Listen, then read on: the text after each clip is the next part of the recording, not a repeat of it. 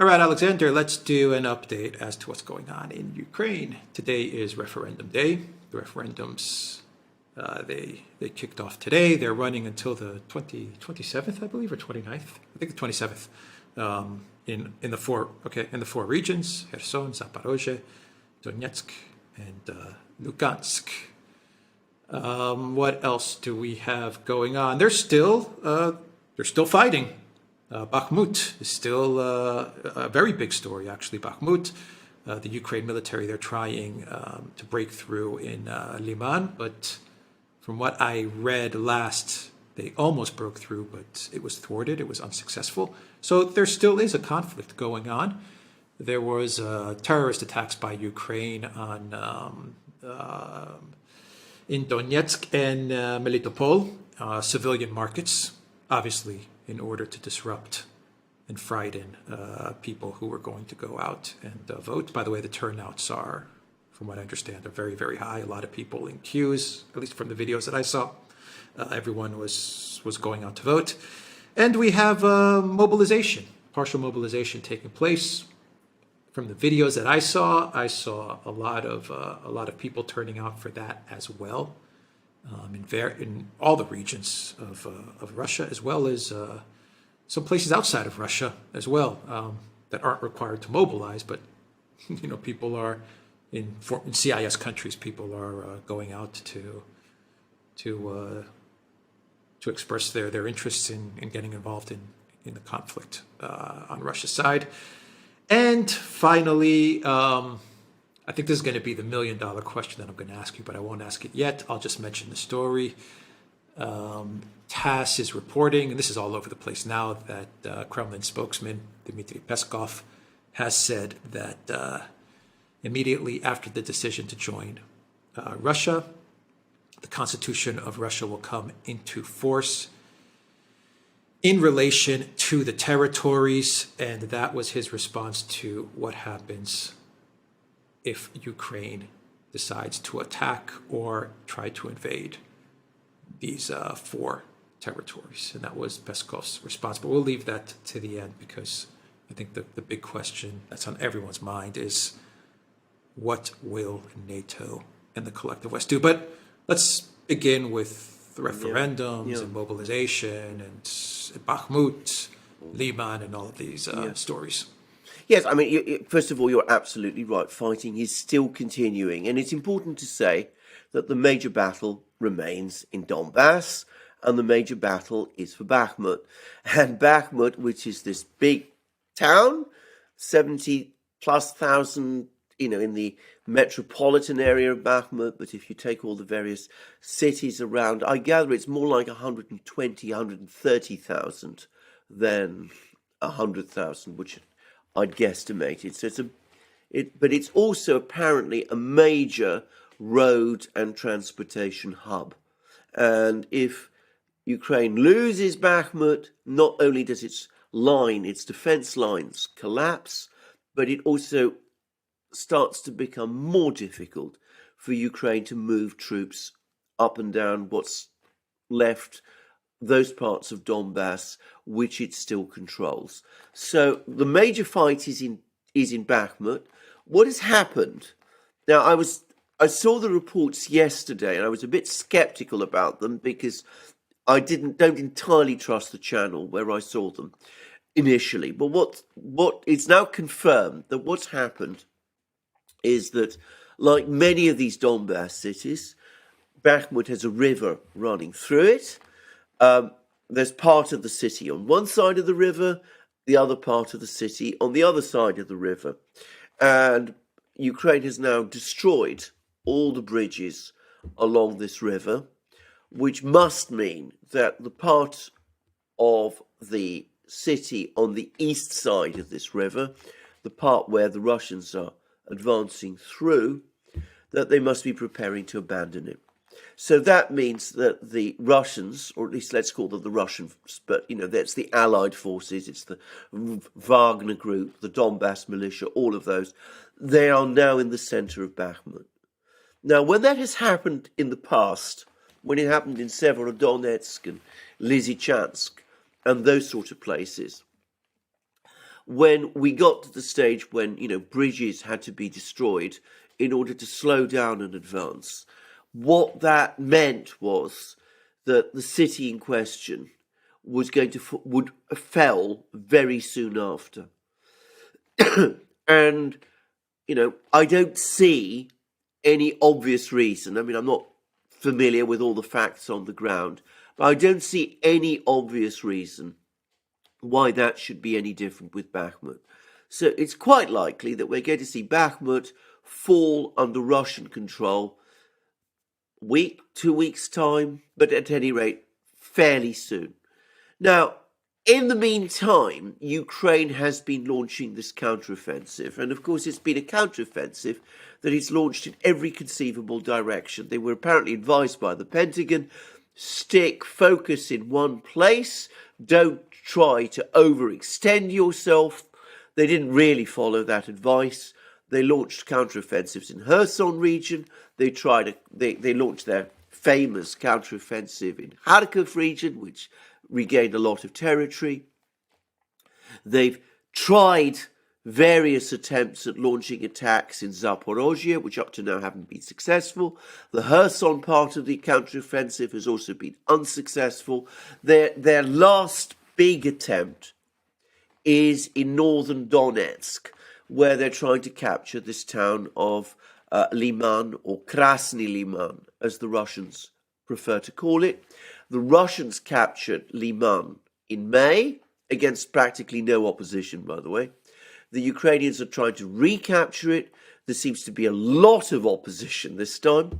And it's very interesting because if you remember, when Ukraine attacked in Balaklia and Izium, there was almost no Russian resistance at all. The Ukrainians were able to roll in, take control very fast. In Liman, they are being resisted. They don't seem to be making very much progress at the moment. The fighting there is very intense.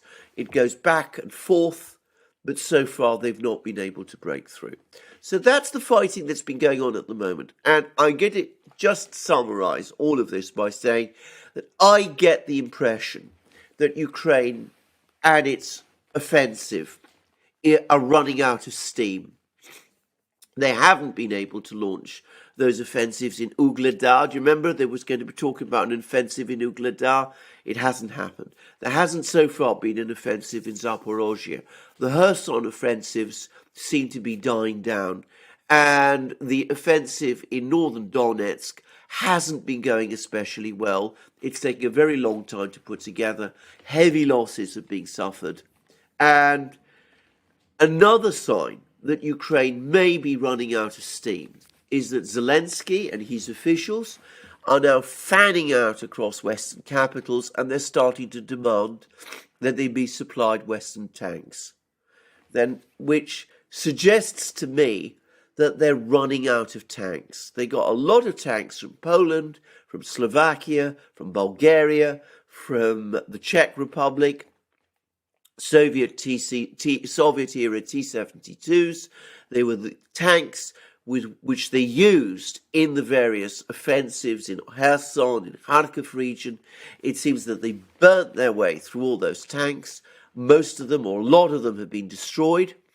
I read that somewhere that something like a third of the Polish-supplied T-72s were destroyed in the first week of the Kherson offensive.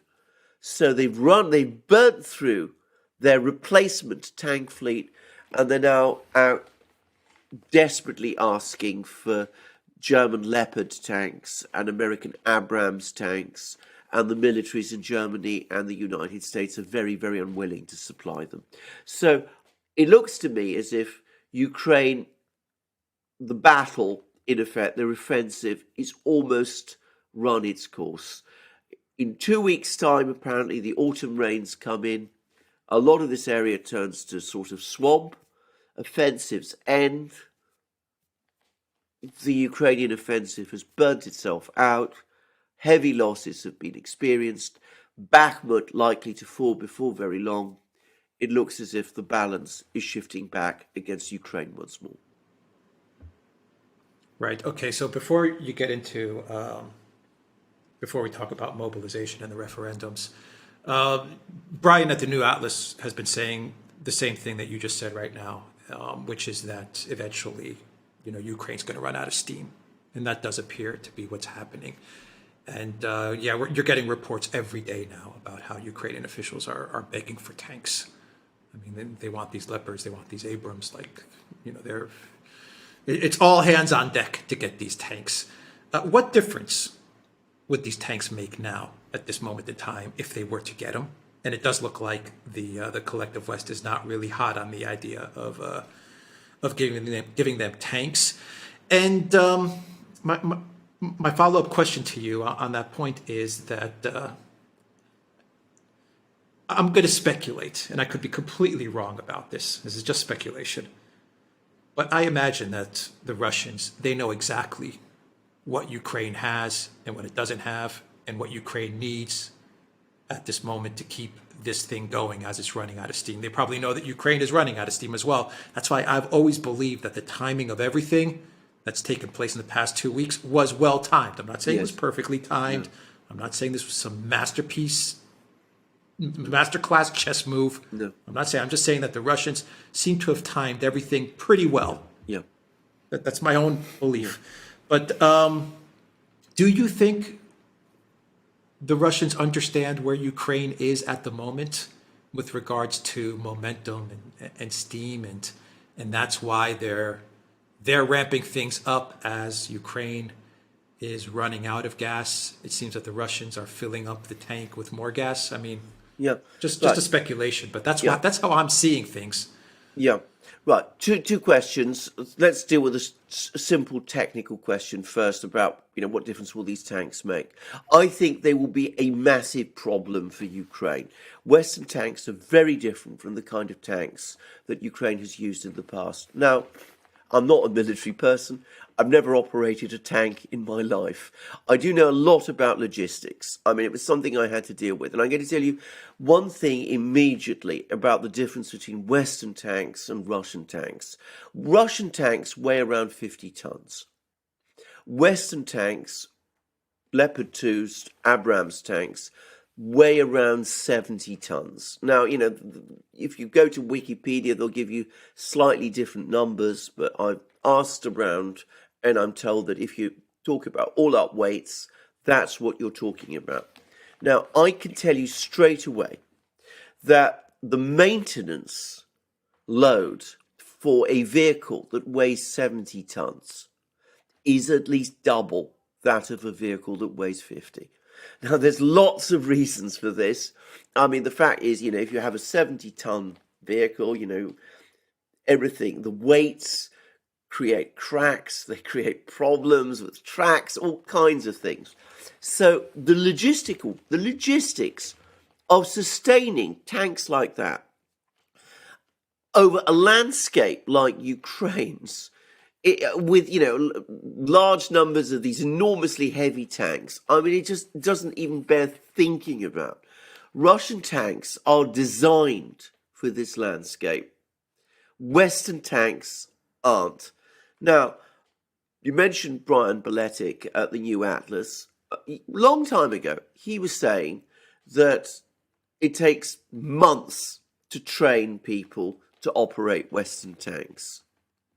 So if the West is going to supply Leopard 2s and Abrams tanks to Ukraine, something that they've shown no enthusiasm about doing up to this point, they have to do either one of two things. Either they have to train Ukrainians to use them, which will take months, or they have to send Western contractors to do it.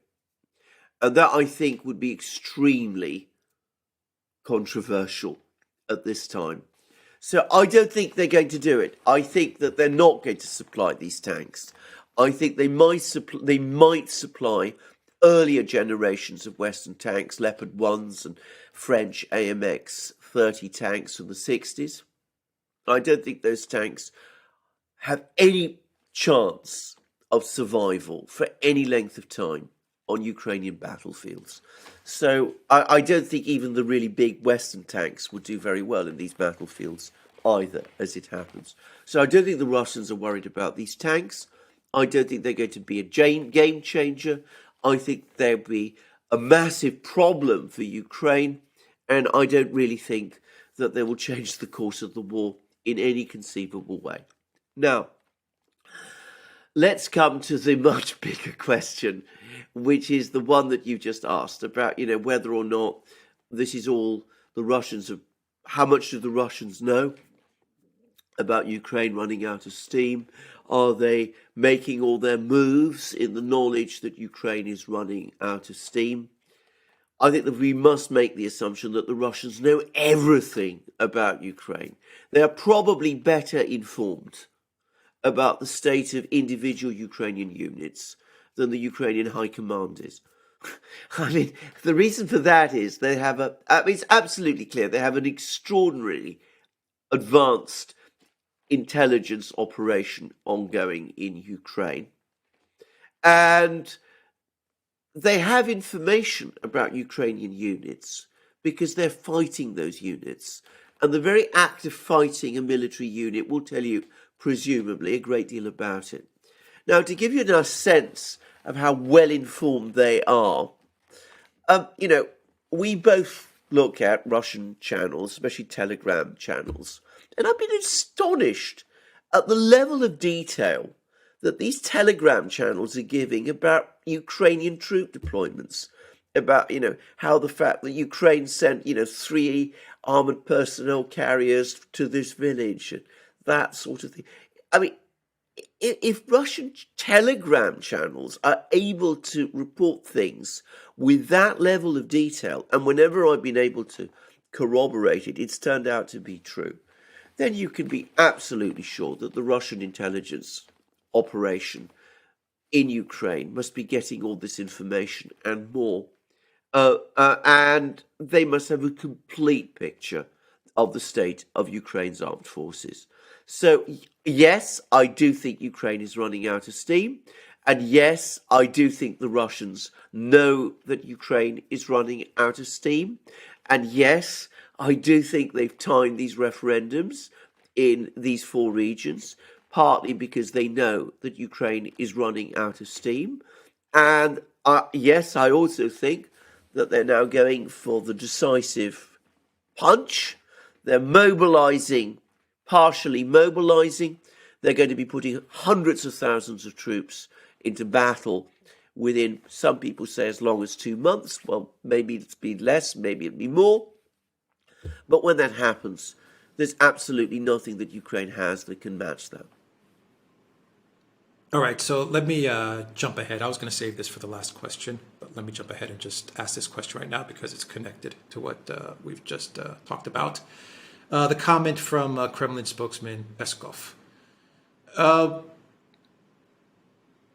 Is the only move left for Ukraine, for the collective West, for NATO, a war with Russia?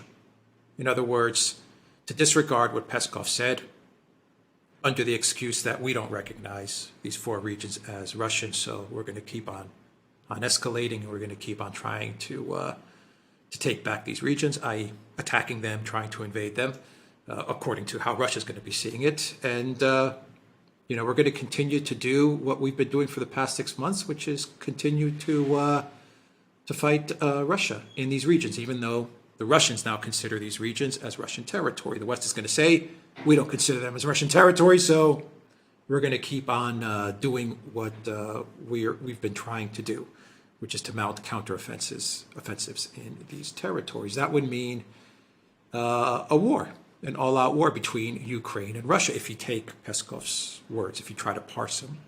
The Russian Constitution kicks in. We're being invaded or attacked, so we're going to have to take action. It could mean a number of things, obviously.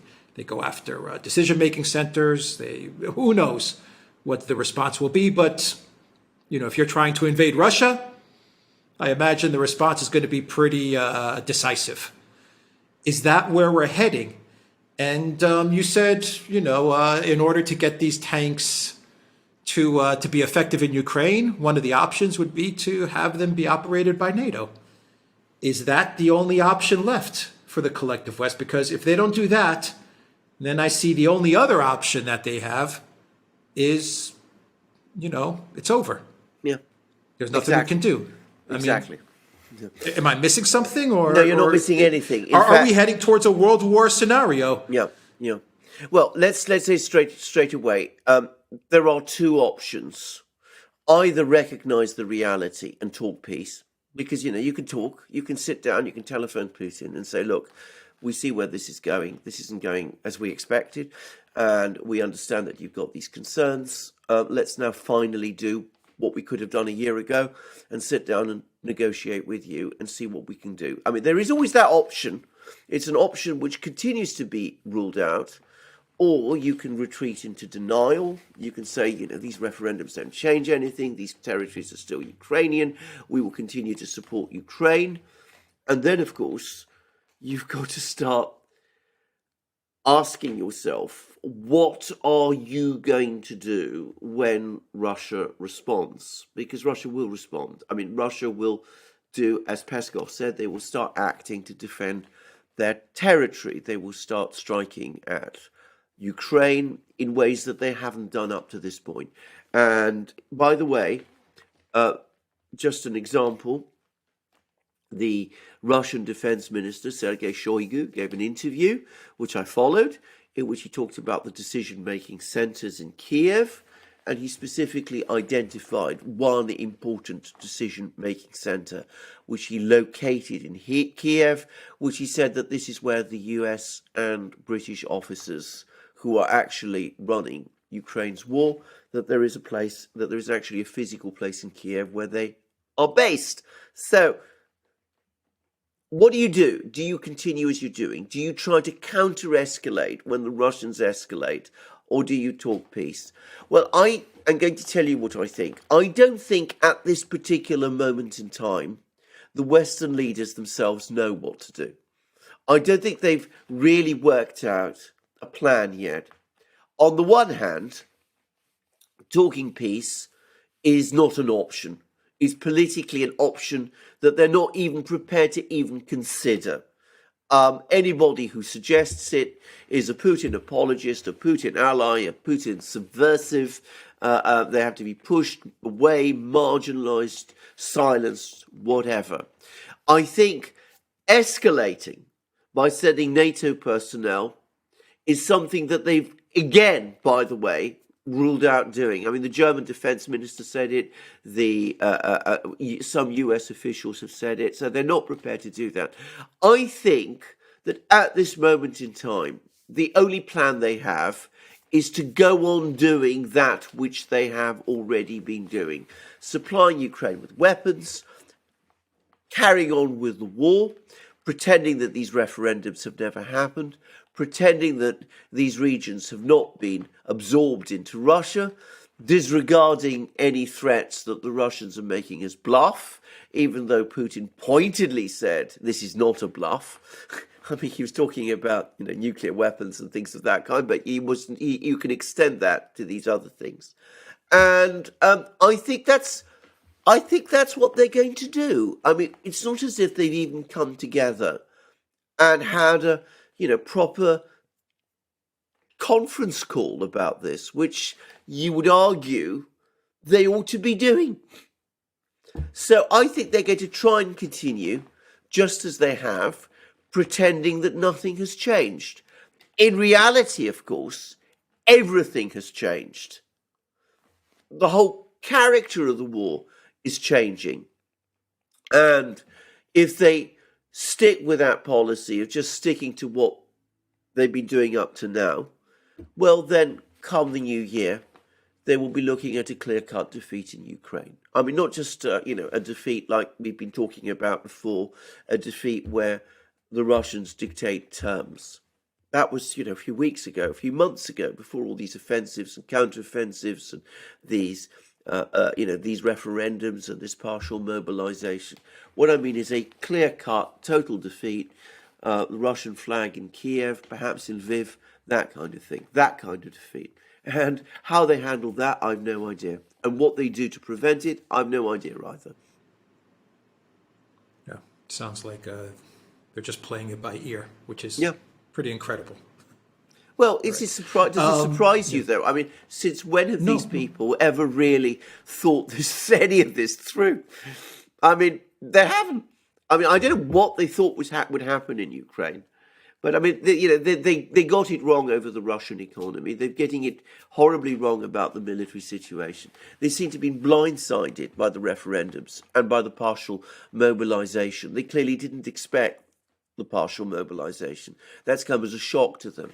I don't really think they have a plan B to deal with it. Not at the moment. They will no doubt try and cobble together one.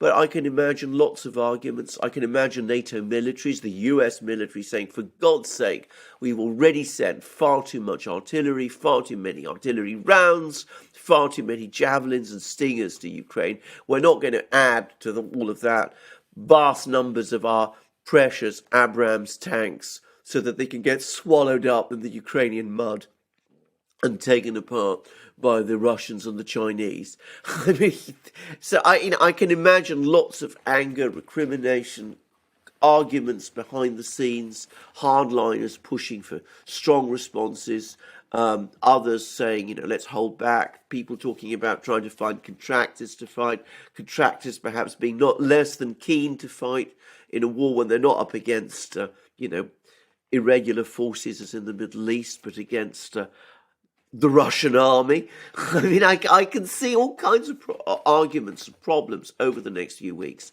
But at this moment in time, I don't think they've got a plan B. What is Ursula going off about with regards to another sanctions package? What are they going to sanction this time? I mean, I imagine just names is all they have left. I mean, that's all they have. I mean, because it's difficult to imagine what else they can sanction. I mean, I am at a loss to think of anything else, to be honest. Right. I mean, okay. I really am. Yeah.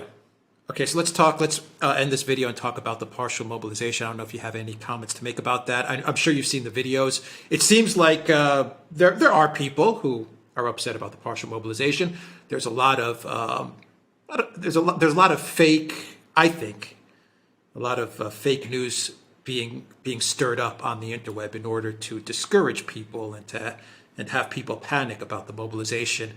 But for the most part, I think it's had an effect where a very large part of the Ruski Mir, let's just call it that, the Ruski Mir, has become energized with it. That's what I'm seeing. I could be completely wrong, by the way, but from the evidence that I'm seeing, it looks like there's a big patriotic movement that's been stirred up. And once again, I could be completely wrong, but just because you've gotten papers, summons, it doesn't mean that you're going to necessarily go to fight either. I mean, there's a whole process involved, and you are seeing a lot of businesses saying, "Oh my God, we've had half of our employees get summoned, or we've gotten papers to go to our local offices in Moscow, or wherever." It doesn't mean that you're going to be going to Ukraine or to be stationed somewhere in Russia in order for the Russian military to then go to the professional military to go to Ukraine. So there's a lot of misinformation, but it seems like there's also a lot of energy. How are you reading things? No, I think this is, from what I've been able to see a bit so far, I think this is a reasonably smoothly run operation. It's a huge operation. You call up 300,000 reservists, then that's inevitably going to be a complex organizational event, which is going to result in some problems in some places, and you're going to get some pushback from some businesses if they lose valuable employees. And you mustn't assume, by the way, that when people say we're going to lose half our workers, that they really are, or anything of that kind. But overall, I think this is a fairly smoothly run thing, and it's important to stress it's something the Russian military repeatedly rehearses. I mean, they have these reserves, these, active reserve troops, people, and they get called up every so often anyway in order to give them refresher training. And every so often, the Russian military engages in these huge exercises which involve hundreds of thousands of men. And the way that works is a lot of the people who are participating in these exercises are reservists who are called up in order to get some of that kind of training. So this isn't something that the Russian military is inexperienced in doing, which is something else, by the way, that Shoigu in that interview pointed out. Now, if you look at the kind of people who the Russian military wants, and they've given a list, they want infantry, they want people with infantry backgrounds, people who served in the airborne forces, in other words, ex-paratroopers. They want people who like tank drivers. They want people who've experienced with artillerymen. In other words, they want people who have experience in the ground forces. And if you've got combat experience, which basically would mean experience either in Ukraine or in the Caucasus or in Syria, in one of those places, well, that's obviously something that works, that they'd be interested in also. So that's the kind of person they would be looking at. And they would be looking at people who have reasonably close connections or very close connections with the military, who probably served fairly recently in the military, people in their late 20s, early 30s, those sort of people, not, people in their 50s and 60s, people of that kind. So it's going to be a fairly select manpower pool. Now, everything that I'm hearing, I mean, obviously there's some people who aren't happy. There's some people who are nervous that they might be called up, which is understandable, and they don't want to go and fight. But everything I'm hearing is that the vast majority of people who are getting call-up papers, who are, as I said, generally people close to the military, are perfectly, they're going along with this in a perfectly disciplined way. After all, the US calls up reservists regularly when it sends National Guard formations to fight in Iraq and things of that kind. So most of the people are complying with this in a perfectly disciplined way. And the overwhelming sense that I'm getting is that the events of the last couple of days, the calling of the referendums, and even more, the announcement of the partial mobilization, have steadied nerves and have countered that atmosphere of dejection and alarm that had been caused by the events in Kharkiv. So I think that far from this being an unwelcome thing, it is a welcome thing. Russian society overall is responding very positively to it.